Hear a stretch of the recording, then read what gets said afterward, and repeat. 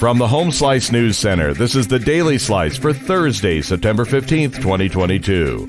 I'm D. Ray Knight. This is what's going on. The state of South Dakota has confirmed they will not pursue the death penalty against a man accused of murdering Richard Montanez and attempting to kill two others. Alec Dismounts Thrice of Rapid City was charged with first-degree murder and 2 counts of attempted murder after he attacked 3 people in their home in early September 2020. Dismounts Thrice struck all 3 victims with a hammer while they laid in bed. Richard Montanez died in that attack. If convicted, he will now face life in prison on the murder charge and up to 25 years on each count of attempted murder. A member of the South Dakota Social Studies Standards Committee has had a change of heart. Amy Rose explains.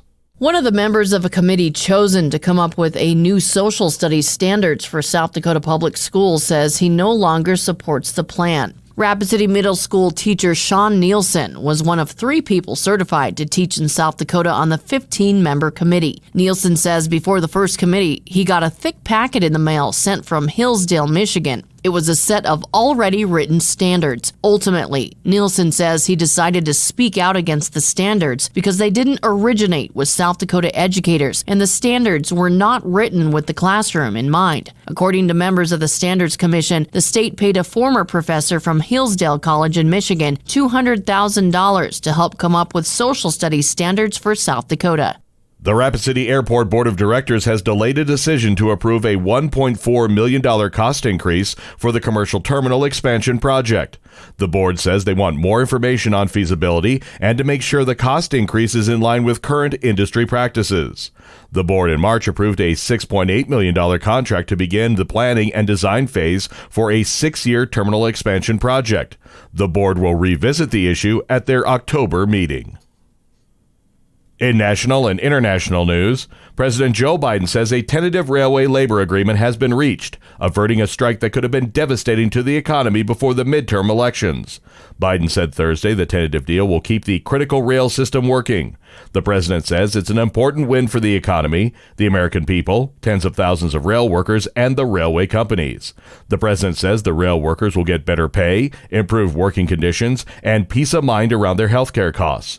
A strike starting Friday could have shut rail lines down across the country. The tentative agreement will go to the union members for a vote. Meanwhile, President Biden's poll numbers have been ticking up. Amy Rose has more.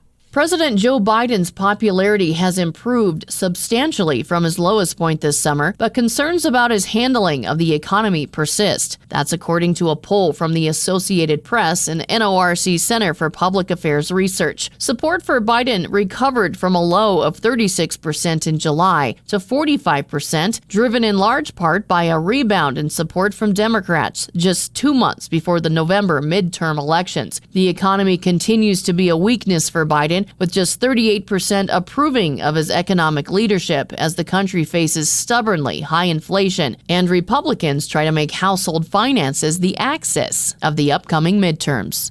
Now the latest on the war in Ukraine. Russian President Vladimir Putin and his Ukrainian counterpart Volodymyr Zelensky are each courting major allies. They want to prop up their efforts in a war whose fortunes have tilted toward Ukraine in recent days. Putin is in Uzbekistan on Thursday, where he hopes to break through his international isolation and further cement his ties with Chinese President Xi Jinping. Zelensky is meeting with the European Commission President Ursula von der Leyen in Kyiv. She has once more shown the European Union's full commitment to Ukraine's cause. Your weather forecast from the Home Slice Weather Center. Chance of showers and cooler today with a high of 72. Low tonight, 53. And that was your Daily Slice for Thursday, September 15th, 2022. The Daily Slice is a production of Home Slice Media Group, hosted by D. Ray Knight with Amy Rose. Executive producer Mark Houston. Engineered by Chris Jacquez. I'm D. Ray Knight. Have a great day.